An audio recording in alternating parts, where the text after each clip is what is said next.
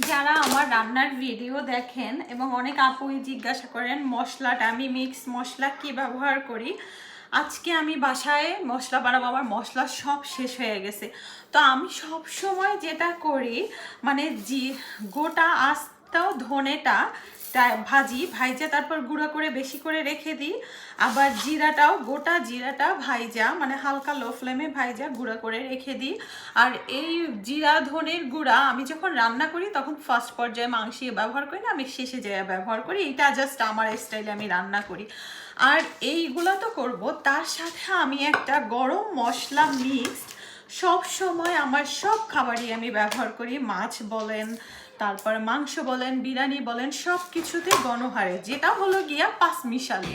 পাঁচমিশালি মশলা কিসের জন্য? আমার বাসায় যত প্রকারের গরম মশলা আছে শুধুমাত্র মরিচটা ছাড়া, শুকনো মরিচটা ছাড়া আমি সব কিছু দিয়ে দিই, মানে যা যা বাসায় আছে। আমি আমার এই গরম মশলার মিক্সটা যেটা হলো গিয়ে আমি ধরেন মাছ রান্না করলে ভুনা করলে সেটা অল্প একটু দিয়ে দিই।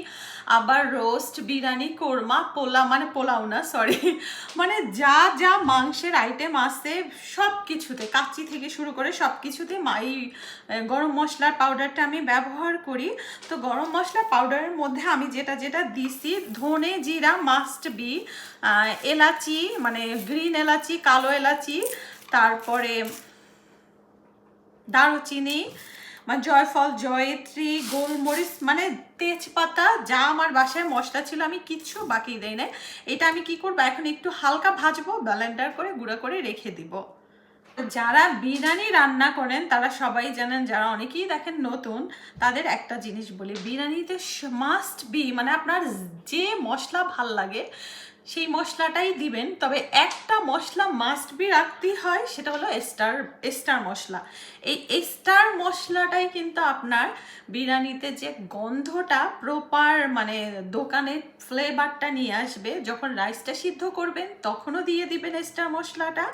আর বিরিয়ানির মশলা যদি মানে বাসায় করেন তো মাস্ট বি স্টার মশলাটা দিয়ে দিতেই হয় কিন্তু বিরিয়ানিতে।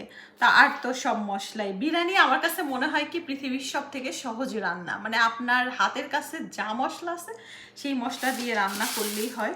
তো আমার মশলাগুলা বানাই আমি রাখতেছি। তো আপনারা যারা রান্না করেন, আমি বেশি পরিমাণে নিচ্ছি কারণ আমার লাগে, আর আপনারা অল্প পরিমাণে বানাইয়া একদিন বানাই রাখতে পারেন, তাহলে যখনই ব্যবহার করবেন দেখবেন কি এইটা যদি শেষে রান্নার শেষে দিয়ে দেন টেস্ট ফ্লেভার সব কিছু বেড়ে যাবে।